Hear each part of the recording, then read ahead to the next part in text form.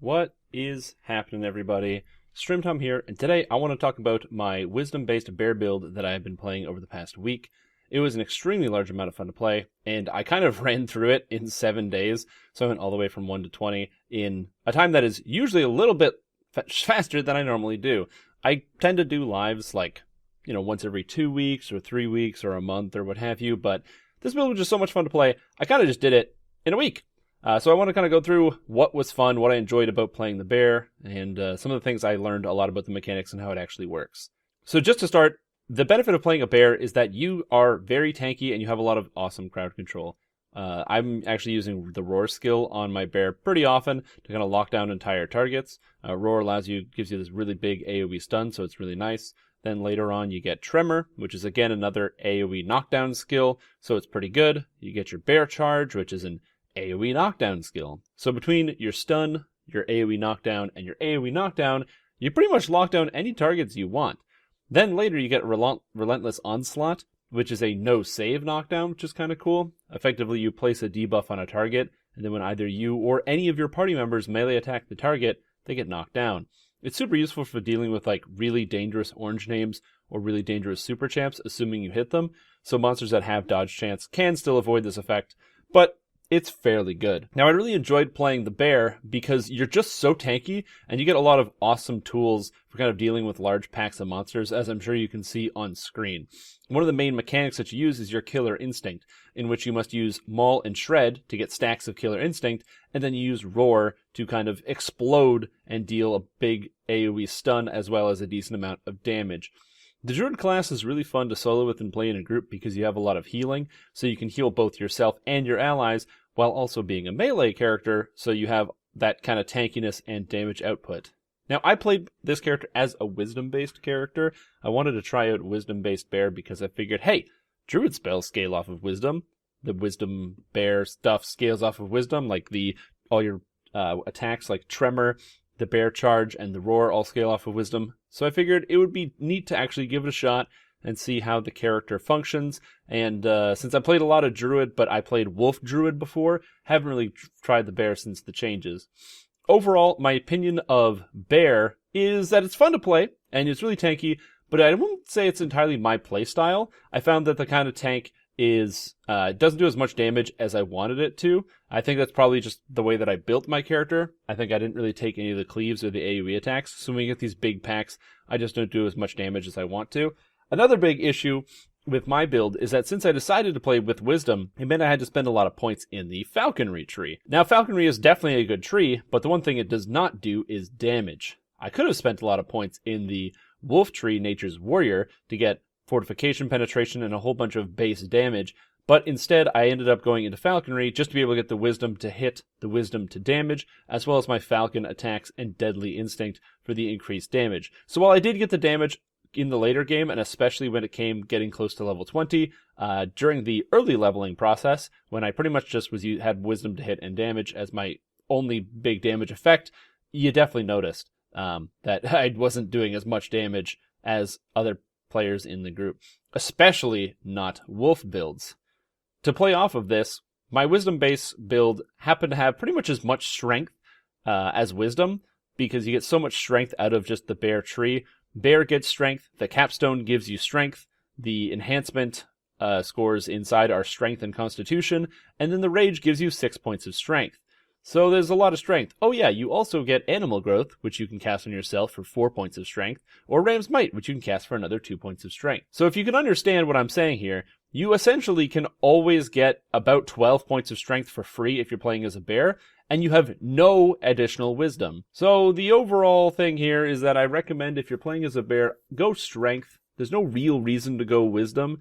I was very happy when I got access to Earthquake, which is a pretty cool spell, and it was neat to be able to just finger a death stuff whenever I wanted. But once you hit the epic difficulties, I definitely think that strength is going to overtake it and be a much more powerful option, especially just considering you get so much additional damage, and the DCs of most of your melee spells are going to be higher, like your Tremor and your Roar effect. The Roar effect in particular sort of confused me a little bit it turns out that if you get 2 stacks of Roar, it doesn't scale off of Wisdom. It says it scales off of Wisdom for your stun, that the DC is based off 10 plus half your Druid level, plus your stunning bonuses, plus either your Strength or your Wisdom. But no, it's definitely based entirely off your Strength, so make sure you do keep your Strength up for that. The character itself had a lot of cool options when it came to intimidating and being tanky, though. I had so much free physical and magical resistance rating and armor class that taking damage really wasn't a big issue, especially considering I decided to go as an elf on this life because I was finishing off my last elf life, and I invested into the Elven Dragon Mark, giving me the Greater Dragon Mark of Shadow so I could have displacement. And I'll tell you what, when you're running around with 10% dodge chance, an additional 20% dodge chance from flight, which you can use while leveling, as well as 50% displacement and having over 100 armor class, it's very hard for monsters to hit you in melee. As well, I had a lot of magical resistance rating, so whenever I'm getting pelted by different spells, I can just take a lot more damage than other players. Having 100 magical resistance rating before getting to level 20 is a very, very cool experience, and being able to buff my magical resistance rating much higher than 100 by using Lightning Strikes the Mountain felt really good. The tier 5 of Bear is very, very powerful, and it's where you get a lot of the strength out of the build. You get 25 melee power and additional armor class from while raging. You also get your Bear Charge, which is just extremely useful. Bear Charge has no cost associated with it, so you can knock guys down whenever, and the duration is for full 15 seconds, which is the cooldown. This is fantastic because you can pretty much permanently lock down whatever guys you need to, assuming you know how to aim your Bear Charge, and you can Bear Charge underwater, which is just nice. So I found that this character, it was really fun to play, extremely easy to level, although if I was to do it again, I definitely wouldn't invest in Falconry at all. I would just go Strength, and I had a great time. I pretty much played this all the way through to level 20 on Reaper 3 or higher for every single quest, and it was pretty much a breeze. Now granted, I was lucky enough to have a very powerful set of friends leveling with me for a good portion of it, or at least I had one Wolf Druid there for most of the time. And I tell you what, Wolf Druid does a lot more damage than the Wisdom-based Bear, which is why my next build is likely going to be a Wolf Druid, so I'm going to be playing some of that soon, just kind of get that feel again, although I will be going Strength-based. I think that spending all the extra points in Falconry, it's not so much that it's worse, it just is less damage, while you get that extra utility from being able to attack stuff with the Falcons. If you wanted to play a Wisdom-based Wolf, there's a bit of a tangent here, I would recommend actually investing in the tier 5 of the Falconry tree instead of the tier 5 of the Wolf tree, because I think that the tier 5 of Wolf is not very powerful in Nature's Warrior, but Falconry does give you Death from Above, as well as a cool healing effect, so it's not that bad. It's at least better than the Wolf, where you get nothing. I think you get Evasion and a dash, and that's about it. And Snow Slide's already pretty good, which you get. Anyways, that's kind of all I have to say about the actual character and the experience here. I'll go into the build here in just a second. But yeah, it was a joy to level. I had a lot of fun, and it went very, very quickly. A lot faster than some of my other builds. I got through it in just a week because, hey man, when you don't have to worry about getting a healer and you don't have to worry about getting a tank because, well, you are a tank and you are a healer, so you just take a mishmash of whoever joins your party and, oh no, there's Reaper spawning? I'll tank it. Oh no, there's monsters casting spells? I'll tank it. It's not a big deal. It was a good time, and if you like the tanky bear idea or playstyle, I think you should invest into it. Oh, and last thing I'll mention before I pass it over to me talking about the build was that I found that the attack speed of your character was really, really, really important when playing as a bear. So I personally spent a lot of time investing in attack speed, trying to get attack speed items, haste potions, and especially getting the combat style to attack speed once you level up. I find that at level 1, while the attacks feel a lot better than they used to with the bear, it still feels pretty bad. But once you get 15% attack speed from haste and the 15% combat style from your bear capstone, then it starts to feel very, very smooth. But until you get that, there definitely are some scenarios where it doesn't feel as smooth as it potentially could. Alright, I'm going to pass it over to me so you can check out how I built this character. So this character leveled from 1 to 20 in about a week, and I did that all thanks to being a bear druid. This character was really interesting to play and it was really fun. I'm going to talk about some of the quick things here that kind of made this character work. A lot of it's pretty standard. I kind of wear the same stuff every life, as I'm sure you'll notice, just all my Slave Lords stuff. If you happen to have Slave Lords, grinding out a heroic set is not a bad idea. I have one caster set and one melee set, and it kind of works out. There's at least a little bit of everything, and just some nice overlap items like Constitution Resistance, a couple good items like that. But for the most part, all these items carried me all the way up to level cap. So I'm going to go through some of my decision making that I did here. Of course, I am a wisdom-based bear druid. Being wisdom-based, I decided to go with falconry here. Yeah, it was kind of an interesting experience. I will say overall that wisdom didn't really hold up to how much I wanted it to. There's pretty much no reason to go wisdom-based except for casting stuff like Earthquake. Earthquake's kind of cool. Finger Death is kind of cool. But outside of those two very specific spells, you don't really need wisdom at all, and the amount of strength you can get is almost staggering from just playing as a bear druid. I mean, given the fact that I get strength from the capstone, there's strength here. You get strength while being in rage. So there's all this extra free strength all over the place, and all of your abilities scale off of strength. There's pretty much no reason to go wisdom instead of strength. I just decided to because I thought it'd be a fun challenge and something to do.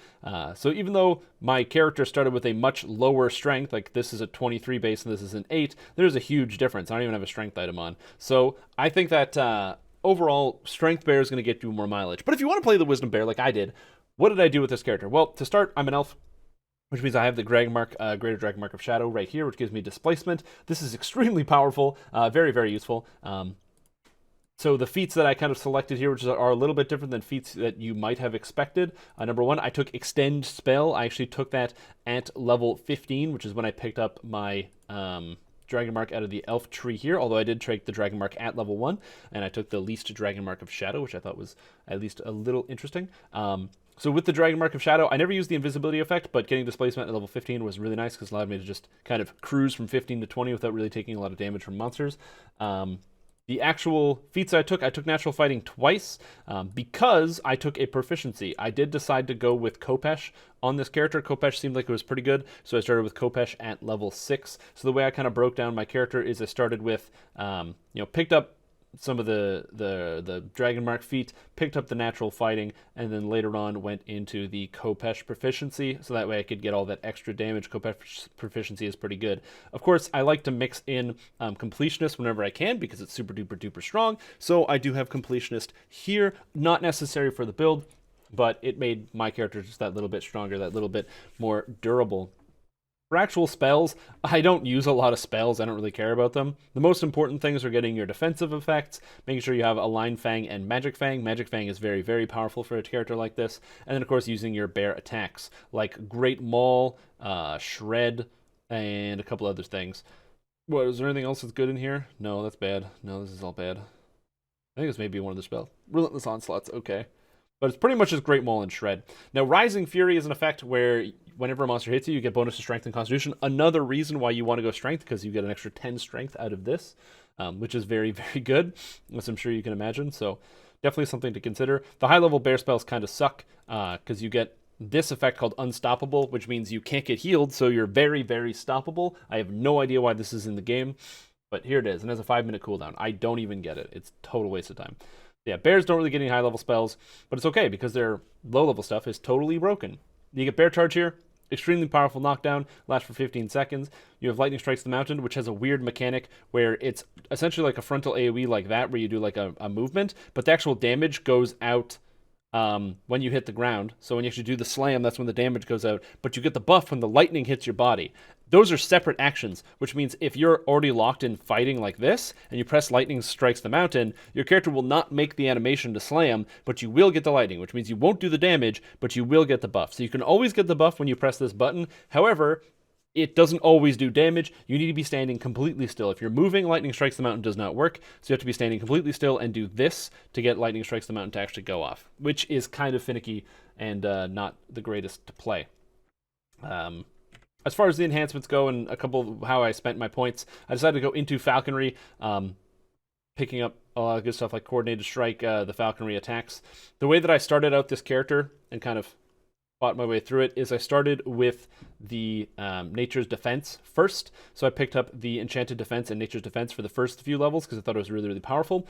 And then I followed that with Killer Instinct and going for Killer Instinct 2. And then once I had Killer Instinct 2 as well as go for the Eye Strike, I pretty much spent the rest of my points back into Nature's Protector, picking up all the good stuff out of here and getting as much as I could. And then I've spent the rest of my points in the Elf Tree, getting Greater Dragon Mark of Shadow. And then I went into Nature's Warrior, and then I came back to the Falconry Tree and picked up Deadly Instinct up here. Deadly Instinct is good, really, really powerful, gives you all that extra damage and DC or tactical feats based on your wisdom, so it kind of all comes together. So you have this character that does this mishmash with wisdom, and it was pretty fun to play. So while I did enjoy the actual experience of running people over with the bear, I got a little bit of a taste of Wolf, and Wolf is really, really fun. If you have not had the chance to play Wolf Druid, holy cow, is it very fun. Now, this character stats are pretty good.